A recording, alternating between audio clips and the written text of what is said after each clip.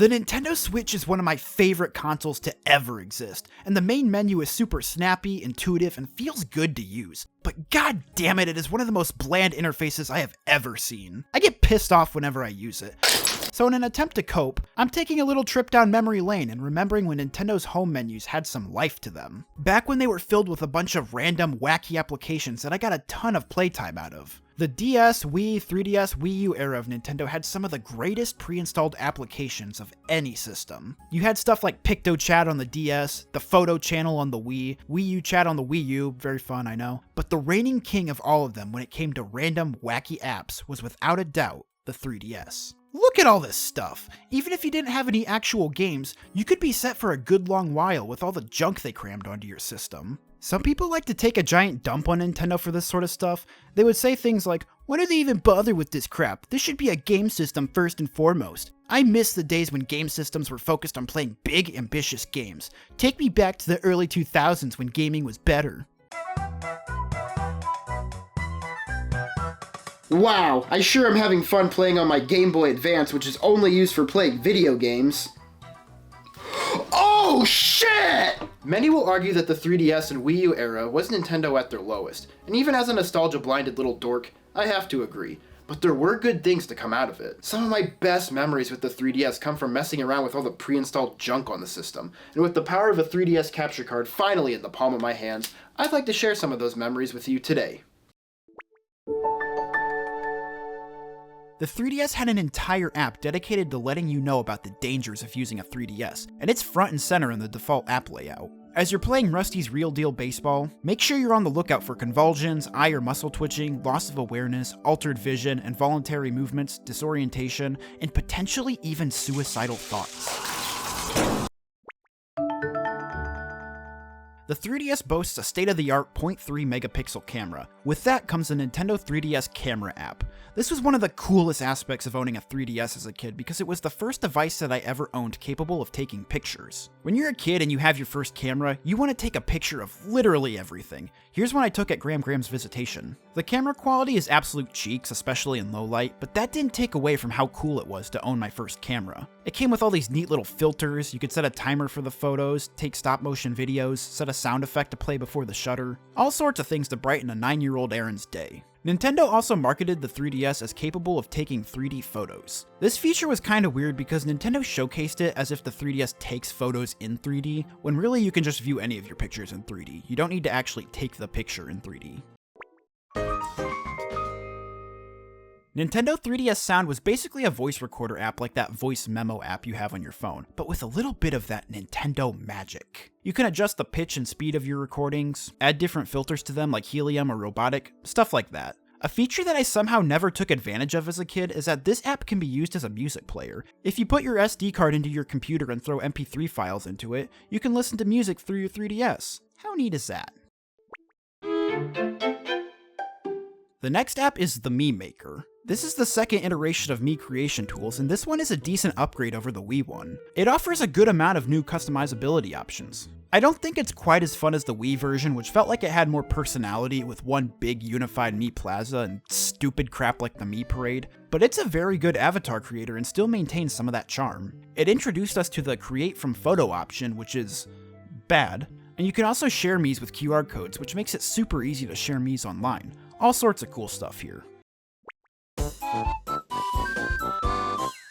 This might just be the greatest thing Nintendo has ever created. A full Street Pass Mii Plaza episode is in the works, but for now, here's a skinny. With the power of a magical feature called Street Pass, your 3DS was capable of automatically exchanging info with other 3DSs nearby, which was called a Street Pass tag. And those people's Miis would appear in your Street Pass Mii Plaza. You can build up a collection of every person you've ever tagged with Street Pass, and you get these fun little tidbits about the people you've tagged, like what game they've most recently been playing, what they want to be when they grow up, do they like cats or dogs, that sort of thing. If you tag the same person multiple times, you can even give them a personal message. Most importantly though, by tagging people with Street Pass, you could use them to play a variety of Street Pass games like Puzzle Swap and Find Me. The only practical way to complete the games was by tagging other people through Street Pass, so that always gave me an incentive to ask my mom if I could tag along with her when going shopping so I could try to get Street Pass tags. You could technically use play coins to spend on CPUs to play games, but this wasn't a super effective way of doing it. In Puzzle Swap, for example, you don't get to pick what puzzle piece you want and will instead get a completely random one, and there's a chance it will be one that you already own. The best way of doing it was to go out there and get those Street Pass tags. Leaving your house had never been more fun.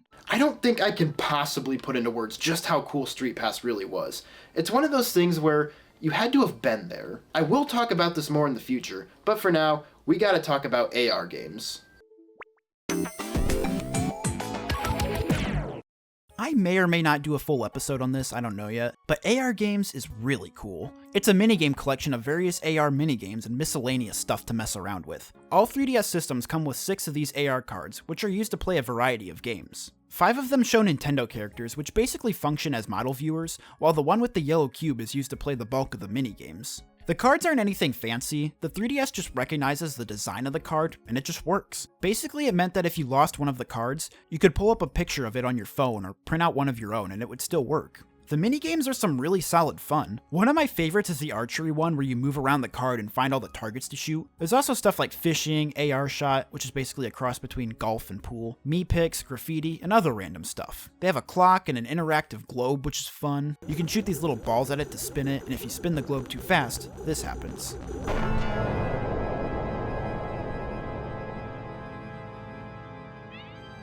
This is what politicians think will happen if we legalize fentanyl. The games aren't super deep at all, and they can get old pretty quick, but the novelty is really, really cool.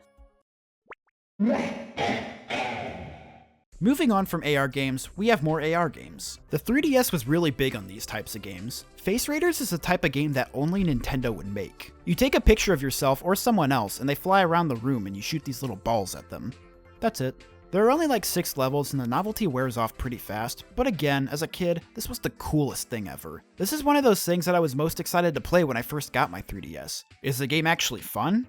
Kinda. But again, it's one of those games where once you get used to the gimmick, it loses a lot of its magic. At the end of the day, you're just moving your 3DS around and pressing A. As I was replaying it, the only thing fueling me to keep playing was nostalgia. Next up is the Nintendo eShop. Visiting the Nintendo eShop after its closure is like watching your best friend of 10 years get absolutely demolished in oncoming traffic. It's really sad to watch, honestly. The 3DS eShop was a great digital storefront. It always had a catchy, upbeat soundtrack, there weren't a ton of garbage games piled on it, and it was surprisingly responsive. I don't remember a ton of stuttering or egregious load times. Next up is the activity log, a way of tracking playtime. I miss the days when Nintendo made it easy to see exactly how much time you wasted on video games. Sure, it makes me a little sad inside seeing that I spent 200 hours in Tomodachi Life instead of spending that time trying to continue the family bloodline, but it's just interesting to see which games you spent the most time with. The Switch does things in the stupidest way possible. Playtimes are rounded in increments of 5, only the last 20 games you played appear, and you can't even see playtime for a specific game until it's been like 10 days since you first played it. It's so dumb for no reason, and I just don't understand it. With Activity Log, it shows you the exact playtime for every game you've played, how many times you've played it, as well as other statistics. It also records the amount of steps you've taken because, if you remember, the 3DS has a built-in pedometer. Most importantly, the menu screen has one of the coolest 3D effects on the 3DS because of how far the pencil looks like it's coming out of the screen. It's really exciting stuff. So this one's kind of a wacky one. Nintendo Zone was a download service and an extension to the DS app DS Download Station. Certain real-world stores and restaurants such as McDonald's, Starbucks, Best Buy, or a lot of other places that offered free AT&T Wi-Fi were considered Nintendo Zone locations. If you connected your 3DS to their Wi-Fi and opened the Nintendo Zone app, you could do stuff like download demos or watch trailers for new or upcoming games. It also had this really cool Street Pass function called Street Pass Relay. This meant that a limited number of people that recently visited the Nintendo Zone would have their data stored, and the next person that visited would be able to tag them, even though they were not currently in the same location. Say what you want about the 3DS and Wii U era of Nintendo, but stuff like this was insanely cool.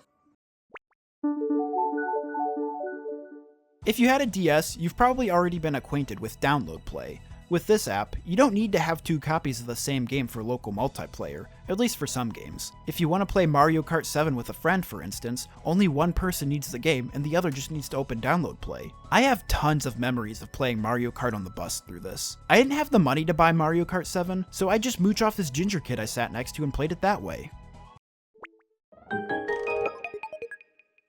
System Settings is technically an app, right? What is there to say about it other than it has a banging soundtrack and this little internet guy is very helpful and neat. Also, and I mean this from the bottom of my heart, fuck parental controls. I think Swap Note is something that most people had to download, but it was pre-installed on my 3DS, so I'ma mention it. This was a way of sending special notes to other people via Spot Pass or Street Pass, basically online or locally. It's kind of like a souped up version of PictoChat. One of the coolest new features is that you can layer your drawings so that it takes advantage of the 3D effect. There's also a ton of different stationaries you can use, you can insert pictures to your notes, and you can even add little voice memos from the 3DS Sound app. In late 2013, the ability to send notes online was discontinued because of an overwhelming number of pornographic images being sent. Who would have guessed that would happen? Nintendo Video was not a pre-installed app on any of the 3DS systems, at least to my knowledge, but people will yell at me if I don't mention it, so here's your Nintendo Video mention. This app would automatically download videos that can be anything like movie trailers, game trailers, and original videos, and also a lot of college humor stuff. This was basically an app for watching Dinosaur Office and Bear Shark. Lastly, we have all the junk here at the top, but the only thing I really have anything to say about is Miiverse. Trying to boot up Miiverse in 2024 is kind of like walking in on your best friend of 10 years after he took his own life.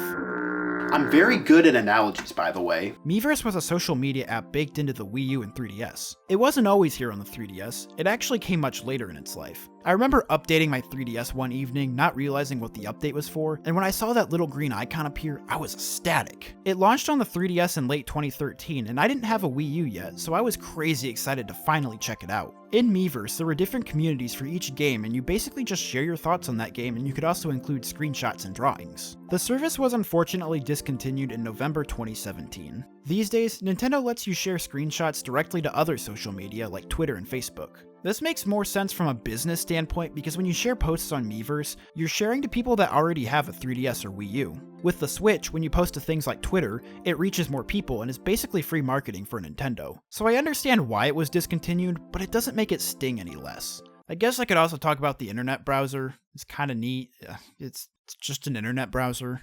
I'm not going to talk about the internet browser. The 3DS and Wii U era of Nintendo is one that is not always looked back on very fondly, and that's for good reason. They were struggling as a company due to them trying too hard to be quirky and different instead of just putting out big, memorable gaming experiences. With how spoiled we are these days with the Switch, a lot of people like to express how shitty being a Nintendo fan was from 2012 to 2016. I personally think some of these folks tend to be pretty overdramatic when talking about that generation of Nintendo. They're almost as dramatic as babies when they get left in the car during the summer. Wah! It's 138 degrees in here! Wah! Wah! I don't think it was all doom and gloom like some of these old farts might try to make you believe. There were plenty of good things to come out of this generation, such as the pre-installed apps you would get on your system. I loved some of Nintendo's wackier stuff like Face Raiders and AR games, and especially Street Pass Me Plaza, and I wish Nintendo would give us fun stuff like this more often. Is the Switch giving us these massive games like Tears of the Kingdom way more exciting? Of course it is. I love Nintendo's approach this generation in creating a console that is solely focused on playing ambitious titles. But I think there's a world where they can do both.